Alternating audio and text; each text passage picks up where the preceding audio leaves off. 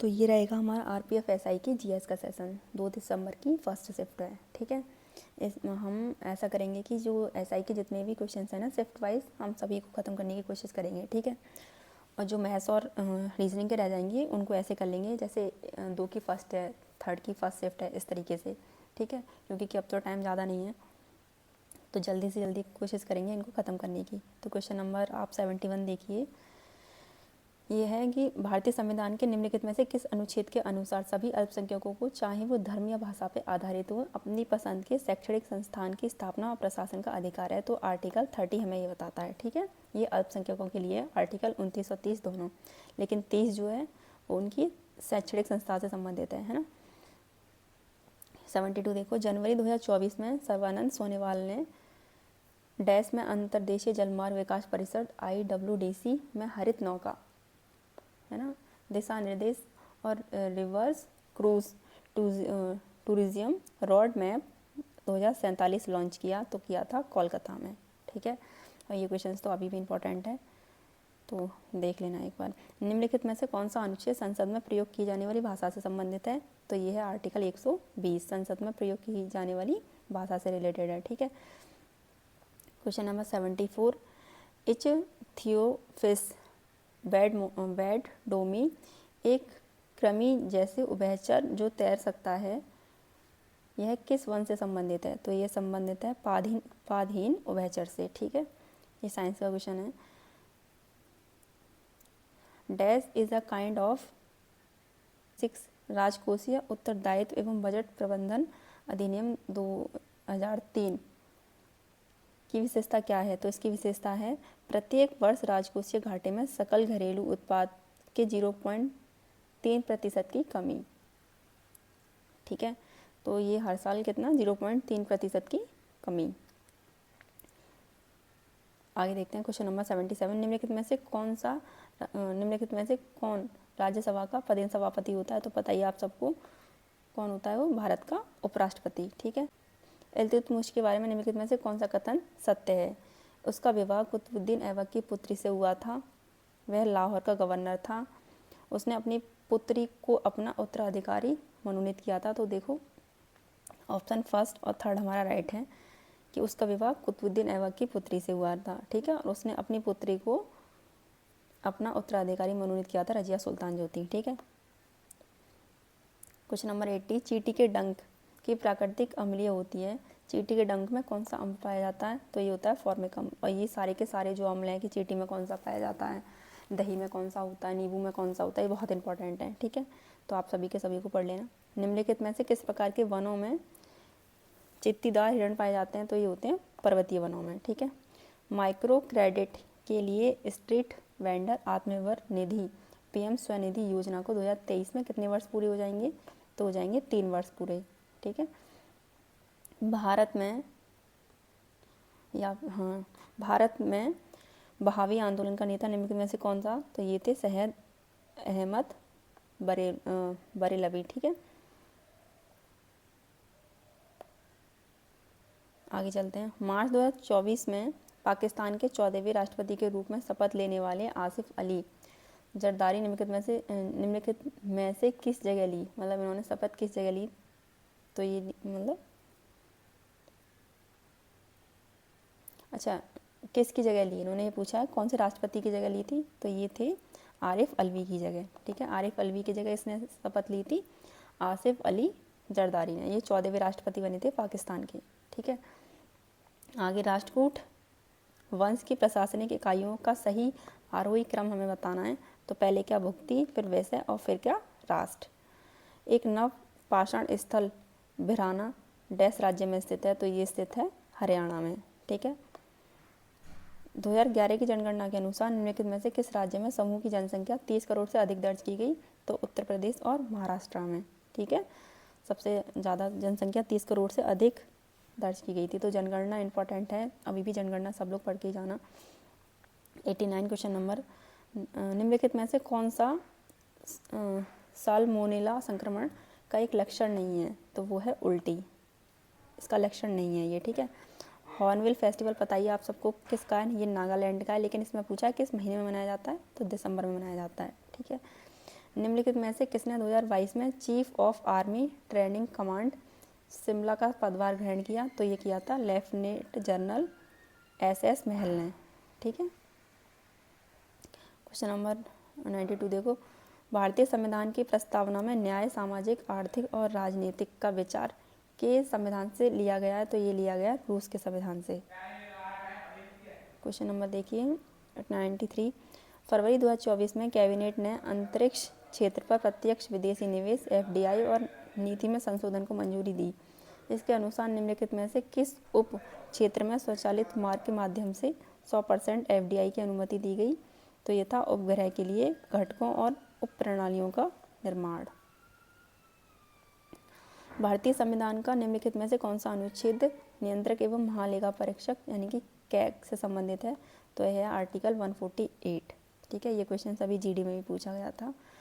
Question number 95 देखो, किसी राष्ट्र के आर्थिक स्वास्थ्य का मूल्यांकन करने के लिए निम्नलिखित में से कौन सा मुख्य माप है? तो वो है सकल घरेलू उत्पाद यानी कि GDP। तो ये इंपॉर्टेंट है, ये क्वेश्चन बहुत बनता है। ठीक है। निम्नलिखित में से किस भारतीय संगीतज्ञ को हिंदुस्तानी शास्त्रीय संगीत को व्यवस्थित और संहिताबद्ध करने में उसकी भूमिका के लिए जाना जाता है, जिससे भारत की संगीत विरासत की आधुनिक शिक्षा के लिए आधार तैयार हुआ है? तो वो थे पंडित विष्णु नारायण भातखंडे। ठीक है। किस लिए जाना जाता है इनको? हिंदुस्तानी शास्त्रीय संगीत को व्यवस्थित और संहिताबद्ध करने के लिए। ठीक है। क्वेश्चन नंबर 97 देखो, भारतीय मौसम विज्ञान विभाग IMD के अनुसार अक्टूबर से दिसंबर तक कौन सी ऋतु देखी जा सकती है? तो वो है पोस्ट मानसून। तो यहाँ मानसून आप अच्छे से पढ़ के जाना, क्योंकि मानसून से ज़्यादा क्वेश्चन बन रहे हैं। ठीक है। ज्योग्राफी में पेरिस 2024 में निशानेबाज में ओलंपिक पदक जीतने वाली प्रथम भारतीय निशानेबाजी जोड़ी मनु भाकर और सरबजोत सिंह ने किस देश के खिलाड़ियों को हराकर कांस्य पदक जीता? तो दक्षिण कोरिया के खिलाड़ी को हरा के जीता था। ठीक है। जो ओलंपिक हुआ था अभी हमारा 2024 में, उसमें जो भी प्लेयर थे उनका संबंध किस खेल से, ये सब आपको अच्छे से पढ़ना है। क्वेश्चन नंबर 99 देखो, निम्नलिखित में से किस कार्यक्रम का उद्देश्य गरीबी का सामना कर रहे लोगों की खाद्य और पोषण स्थिति में सुधार करना? तो ये है सार्वजनिक वितरण प्रणाली। भारतीय अंतरिक्ष अनुसंधान संगठन ISRO के संस्थापक कौन हैं? तो वो थे विक्रम साराभाई। ठीक है, संस्थापक पूछे। भारतीय संविधान में राष्ट्रपति पर महाभियोग का प्रावधान किस संविधान से लिया गया है? तो ये संयुक्त राज्य अमेरिका से लिया है, राष्ट्रपति पे महाभियोग का प्रावधान। ठीक है। मार्च 2024 में निर्वाचन आयोग ने वरिष्ठ IAS अधिकारी दीपक कुमार को भारत के किस राज्य का नया गृह सचिव नियुक्त किया है? तो ये किया है उत्तर प्रदेश का। एक मिनट, हाँ, अगस्त 2024 में संपन्न हुए 30वें अबू धाबी अंतर्राष्ट्रीय शतरंज महोत्सव में मास्टर्स ग्रुप में संयुक्त दूसरे स्थान पर रहने वाले भारतीय शतरंज खिलाड़ी रौनक साधवानी किस शहर से थे? तो ये है नागपुर से। और ये इंपॉर्टेंट क्वेश्चन है, ये ऐसे भी पूछ सकता है कि इनका संबंध किससे है? ठीक है, रौनक साधवानी का। तो फिर किससे है? शतरंज के खिलाड़ी हैं ये। ठीक है। निम्नलिखित में से किसे राजपुर रातौली घराने की स्थापना की विशेष रूप से तबला वादक के क्षेत्र में उनके योगदान के लिए जाना जाता है? तो वो कौन है? उस्ताद अलादिया खान। ठीक है। जयपुर और किसके लिए? अतरौली घराने के लिए। ठीक है। निम्नलिखित में से कैटफिश की कौन सी प्रजाति पहली बार मार्च 2023 में अरुणाचल प्रदेश राज्य में खोजी गई थी? तो कौन सी थी? वो ये थी एक्सोस्टोमा धृतिया। ठीक है, ये प्रजाति थी।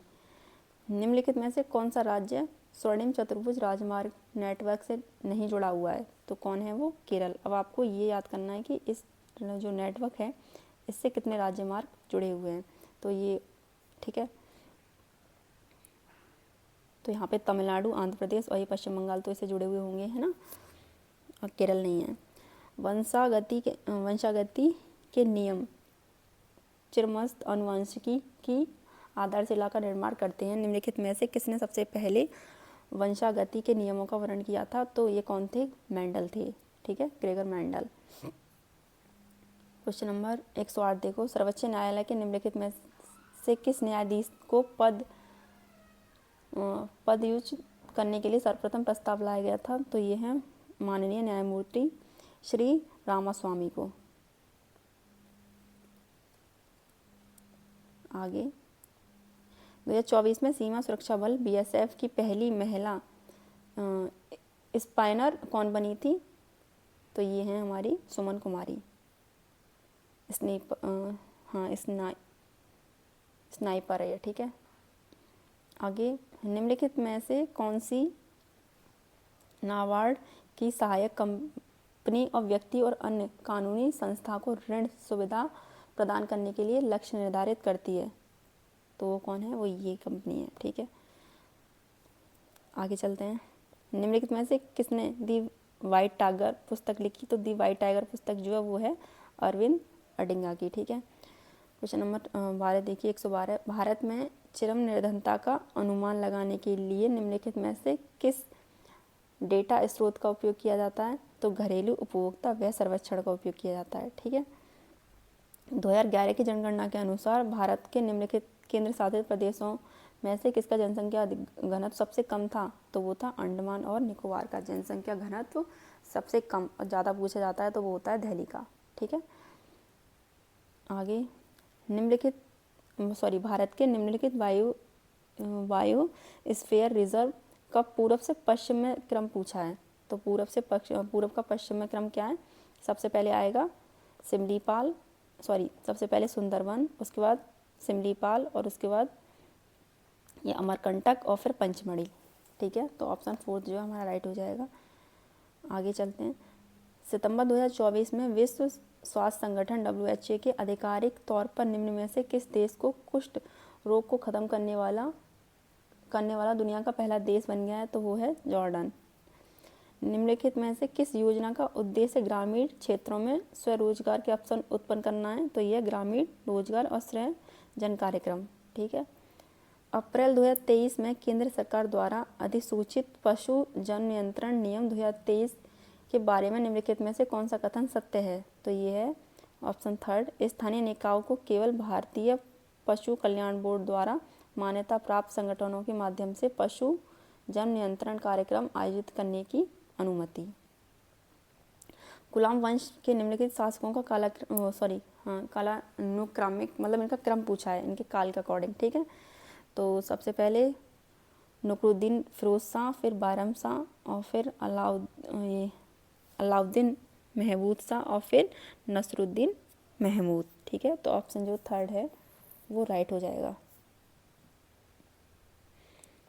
क्वेश्चन नंबर 119 देखो, यदि आपको भारत के किसी भी राज्य को रबी फसल के रूप में तिल की खेती शुरू करने की सलाह देनी हो, तो वह राज्य भारत के निम्नलिखित में से किस क्षेत्र में होगा, तो किधर होगा, दक्षिण भारत में। किसके लिए रबी फसल के रूप में तिल की खेती। निम्नलिखित मुस्लिम नेताओं में से किसने सबसे पहले द्विराष्ट्र का सिद्धांत प्रतिपादित किया था, तो मोहम्मद इकबाल ने, ठीक है। यहाँ हमारा ये GS का सेशन खत्म होता है।